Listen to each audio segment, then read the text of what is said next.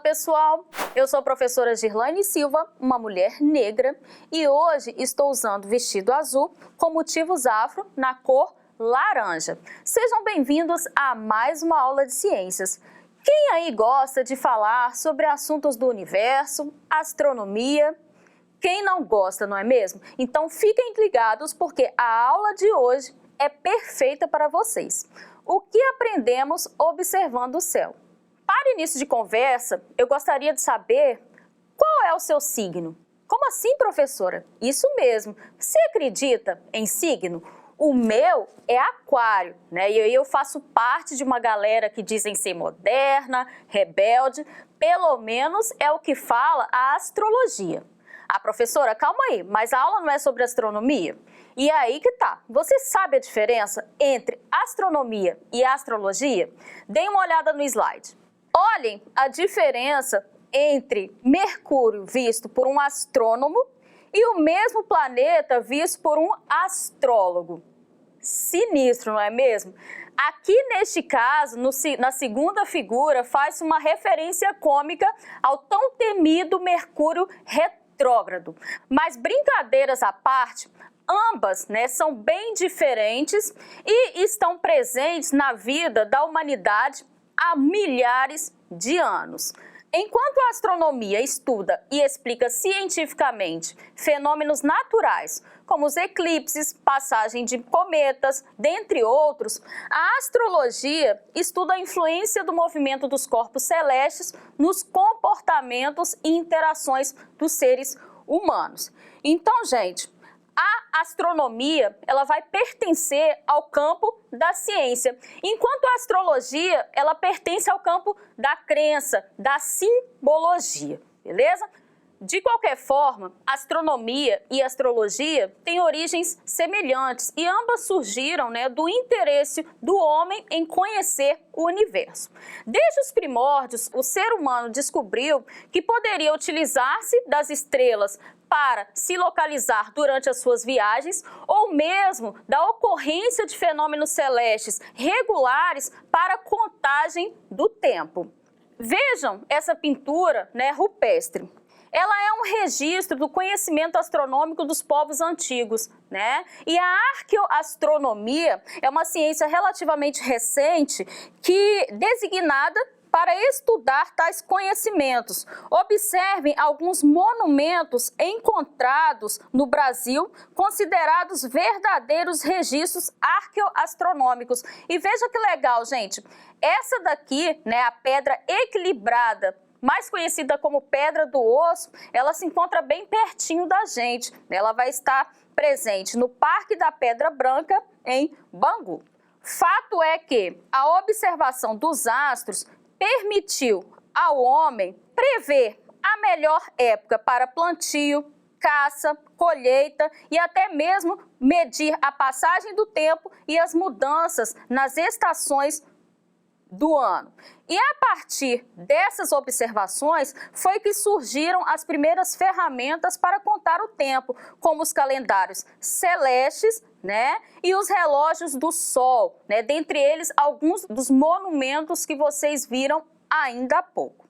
E também foi observando o céu que o ser humano passou a imaginar linhas ligando uma estrela à outra, formando figuras imaginárias no céu. Essa foi a origem das constelações, que a princípio eram consideradas agrupamentos de estrelas classificadas de acordo com as suas posições. Gente, conhecer as constelações naquela época era muito importante para a vida, pelos motivos que eu já mostrei para vocês anteriormente e também porque o ser humano utilizava as constelações na navegação para orientação. Porém, com o desenvolvimento tecnológico, os instrumentos astronômicos também evoluíram. Então, o homem deixa de observar os astros apenas a olho nu, Deem uma olhada nessa figura. Os primeiros instrumentos astronômicos sequer faziam uso de lentes, como é o caso do gnomo, do astrolábio, dentre outros. Somente no século XVI surge a luneta, que é um instrumento óptico. Ah, professora, o que é um instrumento óptico, né? Um instrumento óptico, gente, vai ser aquele instrumento que vai se utilizar de fenômenos da luz para estar dando uma nitidez maior a determinada imagem ou ampliando essa imagem. Com certeza, na sua vida, você já viu um instrumento óptico. Observe alguns que eu trouxe aqui. Essa aqui é uma lupa, né, que aumenta, vocês podem ver que os livros lá atrás, né, estão mais próximos, né? A gente tem aqui um binóculo, que também é um instrumento óptico. E até mesmo o seu óculos é um instrumento óptico. No caso da luneta, ela vai ser capaz de diminuir a distância, né? Você consegue observar objetos que estão distantes, dentre eles os astros. Com o passar do tempo, foram surgindo instrumentos ópticos cada vez mais potentes, com lentes cada vez mais potentes, como é o caso do telescópio Hubble. Esse tipo de instrumento nos permitiu constatar que as estrelas de uma constelação não estão necessariamente próximas entre si, nem à mesma distância da Terra, como se pensava antigamente, como vocês podem ver pela figura do menino observando uma constelação. E assim, gente, as constelações passaram a ser definidas como áreas delimitadas da esfera celeste, incluindo todos os corpos celestes visíveis nessa área. Atualmente, de acordo com a Unidade Astronômica Internacional, nós temos 88 constelações, onde utiliza-se o alfabeto grego para classificar as estrelas pelo brilho. Tá? Hoje a gente vai falar apenas sobre algumas dessas constelações que são perceptíveis aqui no hemisfério sul. Mas fique ligado, se você quiser se aprofundar no assunto, mira no QR Code e conheça a série ABC da astronomia. A primeira constelação que vamos falar é o Cruzeiro do Sul, o grupo de estrelas mais perceptível do hemisfério sul. As estrelas, como vocês podem ver aqui pela imagem, estão dispostas de maneira que, se ligadas, né, por linhas imaginárias, elas formam uma cruz. Uma quinta estrela, né, vocês podem ver aqui no esquema, que não faz parte da cruz, é chamada de intrometida. E a leste, né, a gente vai ter as estrelas guardas, Alfa e Beta Centauro, que inclusive ajudam a identificar o Cruzeiro do Sul. Dê uma olhada, né, nessa constelação vista a olho nu. Ela é bem fácil de localizar justamente por esse formato, né, por parecer uma cruz. Bem, essa constelação também vai ser conhecida por estar representada em várias bandeiras, né, de países do hemisfério sul. Dê uma olhada, né, na bandeira do Brasil. Vocês podem observar aqui nesse centrinho a gente tem o Cruzeiro do Sul. Em algumas bandeiras, né, mais sofisticadas, isso vai estar muito mais bem representado, tudo bem? Agora nós vamos falar de outra constelação, Órion, o Caçador, que é uma constelação que pode ser observada nas noites de verão do hemisfério sul. E as suas estrelas mais brilhantes são Betelgeuse e Rigel. Para encontrá-la, o observador pode procurar no céu um conjunto de 3 estrelas conhecidas como as 3 Marias, né? E elas vão formar o cinturão do Órion. Gente, essa constelação tem uma história muito interessante baseada na mitologia grega. Órion era um exímio caçador e gigante, né? Ele era muito bom no que fazia. Só que, sabe a sandália da humildade? Ele não tinha, né? E aí um dia ele saiu falando que nenhum animal poderia sobreviver à sua caçada.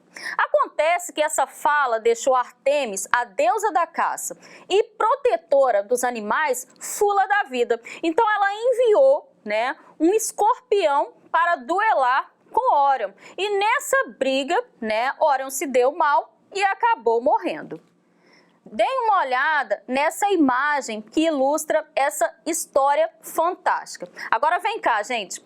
Acontece que Escorpião também é uma constelação. Vejam o slide. Ela é bem evidente nas noites de inverno do hemisfério sul e tem Antares como a estrela mais brilhante. Observem essas imagens, né, de como o escorpião é visto a olho nu.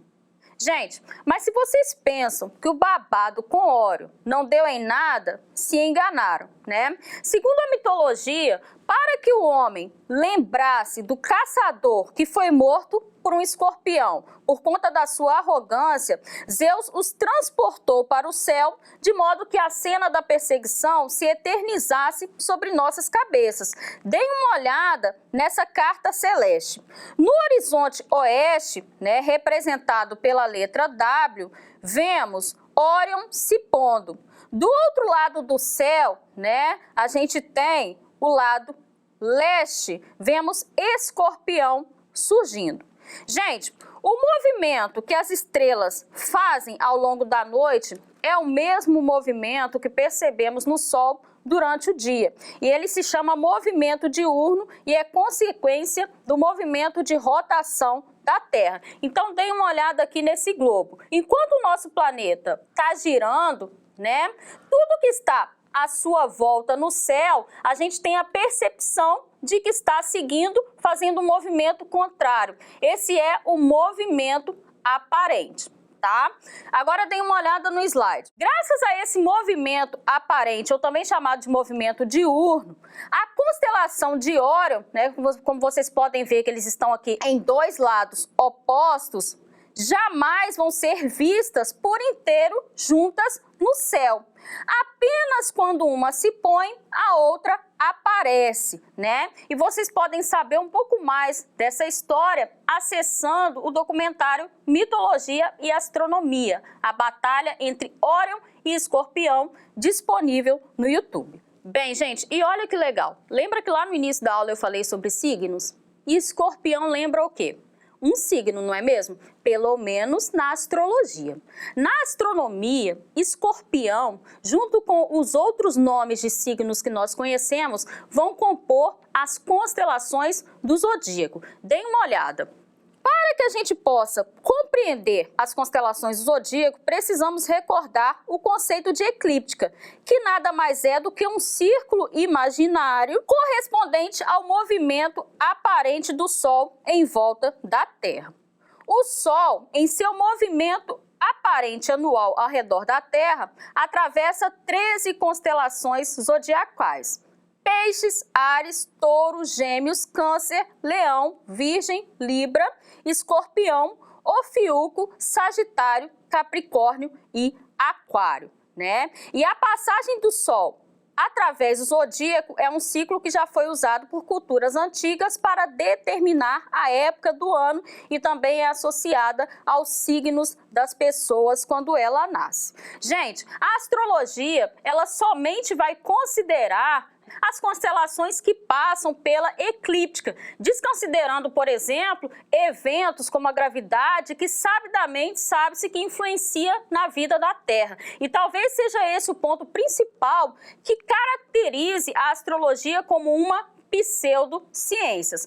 Bem, gente, agora que vocês aprenderam, né, o quanto a gente pode aprender apenas observando o céu, para fechar a nossa aula com chave de ouro, eu vou deixar um desafio, que é observar uma constelação em tempo real. Para isso, vocês vão precisar baixar o aplicativo Estelário. Basta mirar no QR Code que está aparecendo aí na sua telinha. E olha que legal, no meu celular eu já baixei o Estelário. Vejam as imagens fantásticas que a gente pode conseguir usando esse aplicativo.